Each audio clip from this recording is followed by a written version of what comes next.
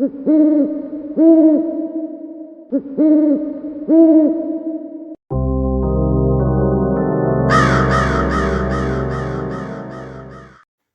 اللہ الرحمن الرحیم۔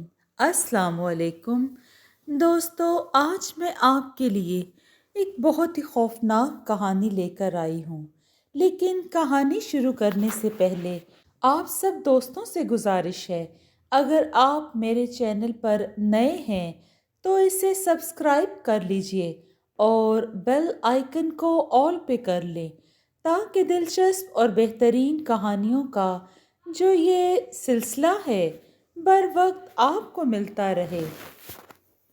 صبا اپنے محلے کی الہڑ مٹیار تھی۔ وہ جدھر سے بھی گزرتی تو لڑکے اس کو حسرت سے دیکھتے۔ صبا بھی اپنے حسن پر بہت ناز کرتی تھی۔ دولت کی تو کوئی کمی نہیں تھی، حسن بھی اس پر ٹوٹ کر برسا تھا۔ جھیل سے گہری آنکھیں، خوبصورت جسم جو لڑکوں کو بے چین کر دیتا تھا۔ ایک روز صبا نہ جانے کن خیالوں میں گم تھی کہ اتنے میں اس نے دیکھا ایک لڑکا جس کا نام رضا تھا۔ وہ سر جمیل کے پاس آیا تھا، جو کہ چند منٹ سر جمیل کی میز پر جھکا رہا اور پھر رجسٹر لے کر واپس چلا گیا اور صبا کا دل محسوس کر رہ گیا۔ صبا کو اپنے جسم سے کچھ جاتا ہوا محسوس ہوا اور وہ اس کا دل تھا جو رضا کے پیچھے چلا گیا تھا۔ مضبوط جسم، اونچے لمبے قد اور کشادہ پیشانی جو کہ حسن میں مزید اضافہ کر رہی تھی۔ آج پہلی بار صبا اپنے دل کے ہاتھوں مجبور ہو گئی تھی۔ بجھے دل کے ساتھ کلاس روم میں داخل ہوئی اور پھر اس نے کتاب کھولی تو اسے رضا کا چہرہ نظر آنے لگا اور اس کے ساتھ ہی اس کی آنکھوں میں آنسو جھلملانے لگے۔ وہ رضا کے خیالوں میں دنیا و مافیہ سے بے خبر تھی۔ کب چھٹی ہوئی؟ جب سب لڑکیاں چلی گئیں تو دوست نے کہا، کیا بات ہے، گھر نہیں جانا؟ صبا ایک دم چونکی۔ چھٹی ہو گئی؟ مجھے پتہ نہیں چلا۔ یہ سنتے ہی اس نے ساتھ والی لڑکی کو بغور دیکھا اور کچھ بولے بغیر اپنا بیگ اٹھایا اور خیالوں میں کھوئے کھوئے سے انداز میں قدم اٹھاتی ہوئی اپنے گھر چلی گئی۔ پورے راستے وہ رضا کے خیالوں میں الجھی رہی۔ صبا اب رضا کے خیالوں میں ہی گم رہتی تھی۔ وہ جب بھی رضا کے سامنے آتی، رضا ہمیشہ نظریں جھکائے گزر جاتا تھا۔ پھر صبا نے آہستہ آہستہ رضا کے بارے میں معلومات اکٹھی کرنی شروع کی تو پتہ چلا رضا غریب گھرانے سے تعلق رکھتا ہے، نہ ہی کوئی بہن بھائی ہے، ماں باپ بھی وفات پا چکے ہیں۔ رضا اور اس کی والدہ ایک چھوٹے سے مکان میں رہتے تھے۔ رضا فرسٹ ٹائم کالج اور چھٹی کے بعد کسی ورک شاپ میں کام کرتا تھا اور اس طرح اس کے گھر کا گزارا ہو رہا تھا۔ تمام معلومات حاصل ہونے کے بعد صبا کو رضا پر بہت ترس آیا۔ اس نے اپنے والد سے بات کی، بابا، میرا ایک کلاس فیلو ہے جو اپنے والد کی وفات کے بعد نوکری کی تلاش میں ہے۔ بابا پلیز آپ اسے کوئی اچھی سی نوکری فیکٹری میں دے دیں۔ یہ سن کر اس کے والد مسکرائے اور پیشانی پر بوسہ دیتے ہوئے کہنے لگے، کل اس سے کہنا کہ 3 بجے آفس میں میرے پاس آ جائے۔ یہ سن کر صبا بہت خوش ہوئی، اپنے کمرے میں واپس آ گئی اور سوچنے لگی کہ کل رضا کو کس طرح مناؤں گی۔ وہ تو میری طرف دیکھتا بھی نہیں۔ بس رضا کے بارے میں ہی سوچتے سوچتے نیند کی وادیوں میں چلی گئی۔ صبح اٹھی اور جلدی جلدی تیار ہو کر کالج پہنچ گئی۔ اس کو پارک میں رضا نظر آ گیا۔ صبا کے قدم تیزی سے اٹھنے لگے، جلدی جلدی اس کے پاس پہنچ گئی اور بولی، رضا، کیا تمہیں جاب چاہیے؟ ادھر ادھر کی باتیں کرنے کے بعد اس نے یہ سوال کیا تھا۔ یہ سن کر رضا بھی چونکا، کیا آپ مجھے جاب دلوا سکتی ہیں؟ صبا دل ہی دل میں خوش ہونے لگی اور پھر جلدی سے بولی، ہاں، فلاں جگہ فیکٹری میں تمہیں اچھی جاب مل جائے گی۔ جس سے تمہاری تعلیم اور تمہارے گھر کا خرچہ بآسانی چلے گا۔ فیکٹری کا ٹائم 3 سے 8 بجے ہے۔ رضا بہت خوش تھا، اس طرح اس کی پڑھائی بھی ڈسٹرب نہیں ہونی تھی۔ پورے 3 بجے رضا اس کی گاڑی کے پاس کھڑا تھا اور پھر چند منٹ بعد صبا آئی اور اس نے رضا کو گاڑی میں بیٹھنے کا اشارہ کیا، خود بھی بیٹھ گئی۔ اس نے گاڑی سٹارٹ کی اور گاڑی کو ایک طرف تیزی سے بھگانے لگی۔ آدھا گھنٹہ کی مسافت کے بعد وہ مطلوبہ فیکٹری کے گیٹ کے سامنے کھڑے تھے۔ چوکیدار نے گیٹ کھول دیا تو وہ گاڑی کو فیکٹری کے اندر لے گئے۔ صبا کے پاپا رضا کو کام کے بارے میں بتانے لگے اور رضا شکریہ ادا کرتا ہوا اپنی جگہ سے اٹھا اور صبا کے پاپا سے مصافحہ کرتا ہوا دوسرے دن فیکٹری آنے کا وعدہ کر کے چلا گیا۔ دوسرے دن سے پھر صبا نے بھی فیکٹری جوائن کر لی اور آفس ٹائم میں رضا کے ساتھ تھوڑی بہت گپ شپ بھی کر لیتی تھی۔ وہ زیادہ سے زیادہ اس کے قریب ہونا چاہتی تھی۔ ایک دن رضا صاحب آفس سے گھر آئے تو صبا نے مینیجر سے پوچھا رضا کیوں نہیں آیا؟ تو اس نے بتایا کہ رضا کی والدہ کی طبیعت بہت خراب ہے جس کی وجہ سے وہ نہیں آیا۔ وہ اپنی ماں کو لے کر ہاسپٹل گیا ہے۔ صبا نے اپنی گاڑی نکالی اور فوراً ہاسپٹل پہنچ گئی۔ وہاں پہنچنے پر اسے پتہ چلا کہ رضائے الہی سے رضا کی اب والدہ بھی وفات پا گئی تھی۔ اس وقت رضا بہت کمزور محسوس کر رہا تھا خود کو اور زاروں کے تار رو رہا تھا۔ صبا نے آگے بڑھ کر اسے گلے سے لگا لیا اور تسلی دی۔ خیر کفن دفن کے بعد رضا غمزدہ تھا اور ہر وقت افسردہ رہنے لگا، لیکن روزانہ صبا اس کے پاس آتی اور اس کا دل بہلاتی۔ اس طرح رضا کا غم وقت کے ساتھ کم ہونے لگا۔ پھر ایک روز صبا نے ارادہ کیا کہ وہ رضا سے اپنی محبت کا اظہار کر دے گی، اور جب آفس گئی تو پتہ چلا کہ آج اس کی خالہ کی لڑکی سے اس کا نکاح ہو رہا ہے، لہٰذا وہ 2 دن اب ڈیوٹی پر نہیں آئے گا۔ یہ سنتے ہی صبا غم کے سمندر میں غوطہ زن ہو گئی۔ وہ پھوٹ پھوٹ کر رو رہی تھی، وہ نڈھال ہو چکی تھی۔ اس کے والدین نے اس کو سمجھایا مگر وہ ایک کان سے سنتی اور دوسرے کان سے نکال دیتی۔ ایک صبح باتھ روم سے باہر آئی تو سامنے رضا کو کھڑا پایا۔ وہ دنگ رہ گئی کیونکہ رضا کے ہاتھ میں ایک پیارا سا گلدستہ تھا۔ صبا شش و پنج میں تھی کہ رضا نے گلدستہ صبا کی طرف بڑھا دیا۔ صبا نے گلدستہ پکڑا تو رضا نے کہا صبا میں اصل میں آپ کو سرپرائز دینا چاہتا تھا، اس لیے آج کارڈ لے کر آیا ہوں۔ کل میری شادی ہے، آپ نے ضرور آنا ہے۔ یہ کہتے ہوئے رضا چلا گیا اور صبا پتھر کی مورتی بنی اپنی جگہ پر کھڑی کی کھڑی رہ گئی۔ پھر اس کی آنکھیں ساون بھادو بن گئیں۔ پھر وہ ایک نئی سوچ کے ساتھ اٹھی اور شادی میں جانے کی تیاری کرنے لگی۔ صبح صبح صبا کی گاڑی سڑک پر دوڑ رہی تھی۔ رخ رضا کے گھر کی طرف تھا اور آنکھیں جو ساون کی طرح ٹوٹ کر برس رہی تھیں۔ اس وقت اس کی نظر سامنے ایک بورڈ پر پڑی جو سڑک کے دائیں سائڈ پر لگا تھا۔ ہر قسم کے مسائل کے لیے تشریف لائیں۔ کسی کی شادی روکنی ہو یا کسی سے شادی کرنی ہو، منٹوں میں کام ہوگا۔ آزمائش شرط ہے، عامل گنپت اور عاملہ گنگا۔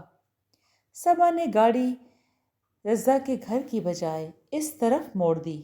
اس مکان کے سامنے گاڑی روک کر مکان کے اندر وہ داخل ہو گئی۔ اندر ایک بڑھیا بیٹھی تھی جس کا لباس گیروا رنگ کا تھا۔ اس نے صبا کو دیکھتے ہی کہا صحیح جگہ پر آئی ہے، تجھے تیرے من کی مراد مل جائے گی، تیرا کام ضرور ہوگا۔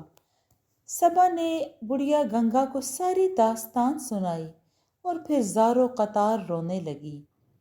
صبا کا ہاتھ پکڑتے ہوئے گڑیا نے کہا پریشان نہ ہو، ہر بات کا حل ہوتا ہے، لیکن اس کی قیمت ادا کرنی ہوگی۔ تمہیں 50,000 دینا ہوں گے۔ اور اپنے سب سے عزیز چیز اور سب سے عزیز کی بلی دینی ہوگی۔ 3 دن کا جاپ ہے، اگر منظور ہے تو کل سے آ جانا، اور ہاں، اپنے ماں باپ کو ضرور بتا دینا، کیونکہ تمہیں اس کے لیے 3 دن یہاں گزارنے ہوں گے۔ صبا یہ سن کر گاڑی میں بیٹھی اور واپس اپنے گھر آ گئی۔ وہ اس کے بارے میں سوچنے لگی، لیکن ہمت نہ کر پائی۔ تقریباً 1 سال گزر گیا، لیکن رضا کو پانے کا جنون اس کے دل سے کم نہ ہوا، بڑھتا ہی چلا گیا۔ پھر ایک روز صبا گنگا کے پاس چلی گئی۔ اماں، اس کی شادی ہو چکی ہے اور اب تو اس کی ایک بچی بھی ہے، مگر اس کے باوجود میں اسے حاصل کرنا چاہتی ہوں۔ میں اس کے بغیر نہیں رہ سکتی۔ یہ سن کر گنگا بولی، خیر تیرا کام ہو جائے گا، گھبرا نہیں۔ اس لڑکی اور لڑکے کی تصویر لانا پڑے گی، اور ساتھ ہی لڑکی کا پہنا ہوا ایک سوٹ، اور ہاں، 50,000 روپے ساتھ لیتی آنا۔ صبا ہاں کہہ کر وہاں سے چل دی۔ وہ سیدھا اپنے گھر گئی، کیونکہ وہ ہر حال میں رضا کو حاصل کرنا چاہتی تھی۔ صبا گھر آئی اور سوچنے لگی، رضا اور اس کی بیوی کی تصویر اور بیوی کا سوٹ کیسے حاصل کیا جائے۔ اتنے میں صبا کے پاپا نے آ کر بتایا، بیٹا، رضا کے ہاں بیٹی پیدا ہوئی ہے اور اس خوشی میں اس نے تمہیں بھی بلایا ہے۔ صبا خوشی خوشی تیار ہوئی اور رضا کے گھر چلی گئی۔ رضا کی بیوی نسرین، جو کہ اتنی خوبصورت تو نہ تھی، لیکن سیرت کی بہت خوبصورت تھی، اس نے صبا کی زبردست مہمان نوازی کی اور بیٹی کو گود میں ڈال کر کہا، لو بیٹا، دیکھو پھپھو آئی ہیں۔ نسرین کی بات سے اس کو بری طرح جھٹکا لگا۔ اسے نسرین سے نفرت سی محسوس ہونے لگی۔ صبا نے رضا سے شکوہ کیا، رضا، کیا آپ مجھے شادی کی تصویریں نہیں دکھائیں گے؟ رضا جھٹ سے البم نکال لایا اور اس کے ہاتھ میں پکڑا دیا۔ صبا نے نظر بچاتے ہوئے دونوں کی ایک تصویر نکال لی، اور پھر اس نے نسرین کے تحفہ دینے کے لیے اس سے ایک سوٹ مانگا کہ وہ سوٹ سلوا کر دے گی نسرین کو۔ بہت منع کیا، لیکن اس کی ضد کے آگے وہ بھی ہار گیا اور اس نے نسرین کا ایک سوٹ دے دیا۔ سوٹ اور تصویر لے کر صبا سیدھا گنگا کے پاس گئی۔ سوٹ اور تصویر دیکھ کر کل آنے کا وعدہ کر کے چلی گئی۔ صبا نے اپنے بابا سے کہا وہ چند دوستوں کے ساتھ ٹرپ پر جا رہی ہے، تو صبا کے پاپا نے پیار سے پوچھا۔ اس نے اپنی دوست نازیہ کو بھی ساتھ لیا اور اسے بھی ٹرپ کا ہی بہانہ بتایا۔ دوسرے دن صبا نے کالج سے اپنی دوست نازیہ کو ساتھ لیا اور جادو کرنے والی گنگا کے پاس چلی گئی۔ پھر گنگا، نازیہ، صبا 2 مزید آدمیوں کے ساتھ گاڑی میں بیٹھ گئی اور ضروری سامان بھی گاڑی میں رکھ لیا اور گاڑی ایک طرف چل دی۔ تھوڑی دیر بعد گاڑی ایک ویرانے سے گزر رہی تھی۔ تھوڑا آگے جا کر ایک مکان نظر آیا۔ صبا بڑی حیرت سے اس ویرانے کو دیکھتی رہی۔ گاڑی اس مکان کے سامنے جا کر رکی اور سب گاڑی سے باہر نکل آئے اور اس مکان کے اندر داخل ہو گئے۔ تھکن سے برا حال تھا۔ سب نے منہ ہاتھ دھویا اور نازیہ سونے کے لیے لیٹ گئی۔ وہ خود کو بہت تھکا تھکا محسوس کر رہی تھی۔ صبا اور بڑھیا گنگا ایک دوسرے کمرے میں چلی گئیں اور رات والے عمل کی تیاری کرنے لگیں۔ صبا نے چائے بنائی، خود بھی ایک کپ پی اور نازیہ کے لیے بھی کپ چائے بنا ڈالی اور ساتھ ہی اس میں نیند کی 2-3 گولیاں بھی ڈال دی، جسے پیتے ہی نازیہ دوبارہ سو گئی۔ صبا نے بڑھیا کو بتایا، آنٹی جی، اب کیا کرنا ہے؟ شام کا دھندلکا پھیل رہا تھا۔ دیکھتے ہی دیکھتے اندھیرا پھیلنے لگا۔ صبا کو اس ویرانے میں وحشت محسوس ہونے لگی۔ اتنے میں گنگا صبا کے پاس آئی اور اس کو ساتھ لے کر نازیہ کے کمرے میں چلی گئی۔ گنگا نے ایک ملازم کو آواز دی، جس نے نازیہ کو اٹھایا اور اس کے مکان سے باہر لے گیا۔ گنگا اور صبا بھی اس کے پیچھے باہر نکل گئیں۔ کچھ دور جانے کے بعد اس شخص نے نازیہ کو ایک جگہ پر لٹا دیا۔ خاموشی نے وہاں عجیب، خوفناک और दहशतनाक फजा कायम की हुई थी। गंगा और सबा नाजिया के दाएं जानिब बैठ गईं और बुढ़िया गंगा मुंह ही मुंह में कुछ पढ़कर नाजिया पर फूंक मार रही थी और फिर एक बड़ा नोकदार खंजर लेकर खड़ी हो गई और एक बुलंद नारा जे काली का लगाया और साथ ही खंजर नाजिया के सीने में घोंप दिया, जिससे खून उबल कर बाहर निकलने लगा। सबा ये मंजर देखकर चीखने लगी। फिर गंगा ने नाजिया के खून से एक कटोरा भर लिया और अपने एक आदमी को सरगोशी में कुछ कहकर मकान की तरफ चल पड़ी। उस दूसरे आदमी ने सबा को संभाला, जो खौफ से बुरी तरह चीख और चिल्ला रही थी, और फिर वो अपने कमरे में जाकर लेट गई। सबा सारी रात रोती रही, क्योंकि जान से प्यारी दोस्त का इसके सामने इसकी वजह से कत्ल किया गया था, और फिर वो कुछ ना कर सकी और अब रजा को पाने का हवस और भी बढ़ गया। दूसरी रात इसी जगह नाजिया के खून से एक गोल दायरा बनाकर सामने रजा और नसरीन की तस्वीर और उसका सूट रखकर गंगा मुंह ही मुंह में कुछ पढ़ती रही। फिर तस्वीर और सूट पर फूंक मारकर उठ गई और आज तीसरी रात थी। गंगा तस्वीर, सूट और खंजर लेकर इस जगह पहुंच गई जहां नाजिया का खून किया गया था। इसने एक दायरा बनाया और इस दायरे में आलती पालती मारकर बैठ गई और इशारा पाते ही सबा के दाएं तरफ बैठ गई। गंगा मंत्र पढ़ने लगी। फिर थोड़ी देर बाद खंजर से रजा और नसरीन की तस्वीर को अलग अलग कर दिया। फिर कुछ पढ़ने लगी। थोड़ी देर बाद खंजर पकड़कर सबा की उंगली पर मारा तो सबा दर्द से कराह उठी। तो गंगा ने सबा का खून एक प्याले में रख लिया, फिर नसरीन के सूट पर छिड़क दिया।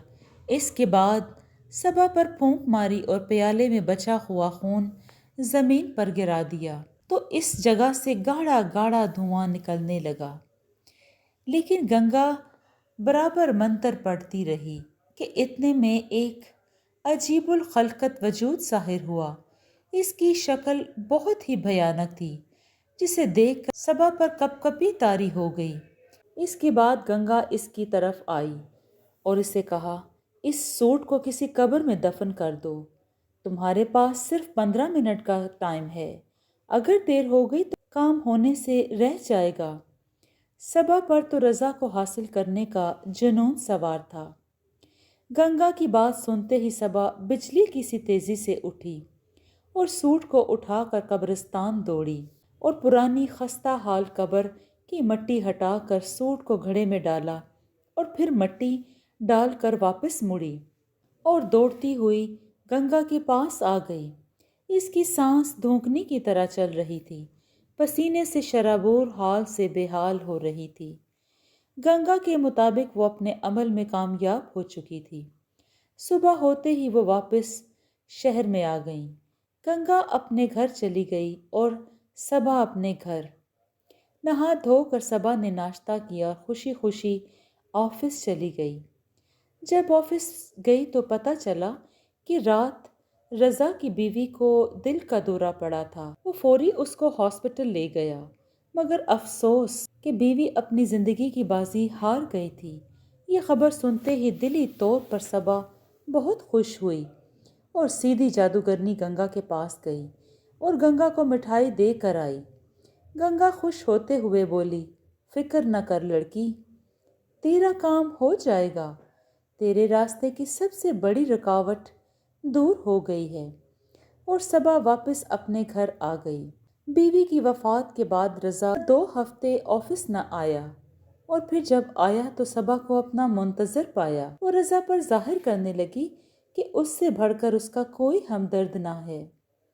उसने 50,000 की रकम उसको दी और उससे कहा, रजा, मेरी खुशी की खातिर रख लो, कुछ भी मत बोलना। अगर तुम इनकार करोगे तो मेरा दिल किरची किरची हो जाएगा। तुम्हें मेरी कसम है रजा, प्लीज़ इसे रख लो। और फिर रजा इसके सामने कुछ ना बोल सका। सबा की इज्जत इसकी निगाह में मज़ीद बढ़ गई थी। वो उस दिल में सोच रहा था کہ اس کی مالکن بہت ہمدرد ہے، اور پھر دیکھتے ہی دیکھتے صبا نے رضا کے دونوں ہاتھ اپنے ہاتھوں میں لیے اور پھر آرام سے اپنا سر اس کے کندھے پر رکھ دیا۔ رضا گھبرا کر نروس ہو گیا اور تھوڑی دیر بعد اپنے گھر چلا گیا۔ رضا کے جاتے ہی گنگا کو فون کیا اور کہا کہ میں نے اس کے کندھے پر سر رکھا، ہونا تو یہ چاہیے تھا کہ وہ مجھے آفر کرتا۔ میں نے اس کے کندھے پر سر رکھا اور وہ گھبرا کر وہاں سے ہٹا اور چلا گیا۔ جہاں تک میرا دل کہتا ہے کہ ایسا نہیں ہونا چاہیے تھا۔ گنگا آنٹی، ایسا کیوں ہوا جبکہ رضا کو تو میرے نزدیک خود آنا چاہیے تھا؟ یہ سن کر گنگا بولی، صبا بیٹا تم گھبراؤ نہیں، بالکل ایسا ہی ہوگا، وہ پکے ہوئے آم کی طرح تمہاری گود میں آ گرے گا۔ خیر پھر تیسرے دن رضا آفس آیا اور کوئی بات کیے بغیر صبا کے سامنے آ کر بیٹھ گیا۔ صبا نے کولڈ ڈرنکس منگوائیں۔ وہ آرام سے کولڈ ڈرنک پی رہا تھا اور پھر اس نے صبا سے کہا، صبا میری بات سنو۔ صبا بہت محبت سے اس کی آنکھوں میں آنکھیں ڈال کے دیکھ رہی تھی۔ کیا تم مجھ سے شادی کرو گی؟ کیونکہ تم میری بیٹی اینی کے لیے مناسب لگی ہو۔ ویسے بھی تم بہت نرم دل عورت ہو۔ مجھے اندازہ ہے کہ تم ماں بن کر اینی کو لازوال محبت دو گی۔ رضا کی بات سن کر صبا دلی طور پر بہت خوش ہوئی۔ اس کے دل میں لڈو پھوٹنے لگے، کیونکہ وہ تو چاہتی ہی یہی تھی کہ ایسا ہو جائے، یعنی رضا خود اپنی زبان سے شادی کے لیے کہے۔ اور صبا نے جادوگرنی گنگا سے جو عمل کروایا تھا تو یقیناً ایسا ہونا ہی تھا۔ اس طرح صبا کی رضا سے چٹ منگنی اور پٹ بیاہ ہو گیا۔ صبا دلہن بن کر اس کے گھر آ گئی اور رضا کو خوش کرنے کے لیے اپنی محبت رضا کی بیٹی پر نچھاور کرنے لگی۔ اور ویسے بھی صبا امیر کبیر باپ کی اکلوتی اولاد تھی۔ دھن دولت کی تو کوئی کمی نہ تھی۔ باپ کی ساری جائیداد کی مالک اور مختار تھی۔ شادی کو 8 ماہ گزر گئے، خوشیوں بھرے دن گزر رہے تھے، لیکن صبا کو اولاد نہ ہوئی۔ صبا کے والد کو اچانک سے دل کا دورہ پڑا، جس کے بعد وہ وفات پا گئے۔ اب صبا پر آفس اور گھر کا بوجھ بہت بڑھ گیا تھا۔ وہ بہت بڑھ چڑھ کر محنت کر رہی تھی، اور ویسے بھی اینی سے صبا کی چاہت دیدنی تھی۔ 1 سال گزر گیا مگر ابھی تک صبا کی گود ہری نہ ہوئی۔ ایک دن اچانک صبا کی طبیعت خراب ہوئی تو رضا اسے لے کر ڈاکٹرنی کے پاس بھاگا تو ڈاکٹرنی نے خوشخبری سنائی، صبا ماں بننے والی ہے۔ وہ دونوں میاں بیوی بے حد خوش تھے۔ وقت پر لگا کر اٹھتا جا رہا تھا اور صبا ایک بہت ہی خوبصورت بیٹے کی ماں بن گئی۔ اب تو جیسے خوشیاں ان کے آنگن میں برسنے لگیں۔ دونوں میاں بیوی بہت خوش تھے۔ رضا نے فیکٹری کا سارا کام سنبھال لیا تھا اور پھر اچانک ایک روز وقت گہنا گیا۔ ہوا یہ کہ رضا اور صبا دونوں گاڑی میں ایک جگہ جا رہے تھے کہ ان کی گاڑی کا زبردست ایکسیڈنٹ ہو گیا۔ ایکسیڈنٹ بہت خطرناک تھا، زیادہ تر چوٹیں صبا کو آئی تھیں۔ اس کی جان کا خطرہ تھا۔ رضا کی دعائیں کام آئیں، صبا کی جان تو بچ گئی، لیکن وہ اپنی ٹانگوں سے محروم ہو گئی۔ گھٹنے تک اس کی ٹانگیں کٹ گئی تھیں۔ ایک رات رضا ایک ضروری کام سے دوسرے شہر گیا ہوا تھا۔ صبا اپنے کمرے میں سوئی ہوئی تھی کہ ایک کھٹکے سے اس کی آواز کھل گئی۔ کی نظر سامنے پڑی تو اس نے دیکھا کہ رضا کی پہلی بیوی نسرین سفید لباس میں کھڑی ہوئی تھی۔ اس کے لب ہلے، اس کی آواز سنائی دی، صبا اب تم خوش ہو نا؟ مجھے راستے سے ہٹانے کے لیے تم نے جادوگرنی گنگا کا سہارا لیا۔ تم اپنے مقصد میں کامیاب ہو گئی، رضا کو تم نے حاصل کر لیا۔ ہاں مگر تم نے ایک اچھا کام کیا، تم نے میری بیٹی اینی کو بہت پیار دیا۔ اینی کے غم سے مجھے نجات مل گئی ہے۔ مگر صبا، برے کام کا برا انجام ہی ہوتا ہے، انسان کو اپنی کرنی کی بھگتنی پڑتی ہے۔ اب تم رہتی زندگی تک اپنے اعمال کے انجام کو بھگتو گی۔ تم معذور ہو چکی ہو، تمہارا ایکسیڈنٹ کرایا گیا تاکہ تمہیں اپنے درد کا کچوکا محسوس کرو۔ کسی کی زندگی سے کھیلنا آسان نہیں ہے۔ قدرت کے کام میں مداخلت انسان کو زندہ درگور کر دیتا ہے۔ ہاں، میں نے صبا، میں نے ہی تمہاری گاڑی کا ایکسیڈنٹ کروایا اور اپنے شوہر کو محفوظ رکھا، جیسا کہ تمہارے ساتھ ہوا ہے۔ اب زندگی بھر تمہاری آنکھوں سے آنسو خشک نہ ہوں گے۔ پل پر اور لمحہ لمحہ اس درد کو تم نے سہنا ہے۔ اور پھر نسرین کی روح اپنی جگہ سے غائب ہو گئی اور صبا کی آنکھوں سے آنسو ٹپ ٹپ کر کے گرنے لگے۔ جی دوستو، آپ کو یہ کہانی کیسی لگی؟ اگر آپ کو یہ کہانی پسند آئی ہے تو اس کو لائک اور شیئر کیجیے اور کمنٹ میں اپنی رائے کا اظہار ضرور دیں۔ خوش رہیں، اپنا اور اپنوں کا بہت سا خیال رکھیں۔ شکریہ۔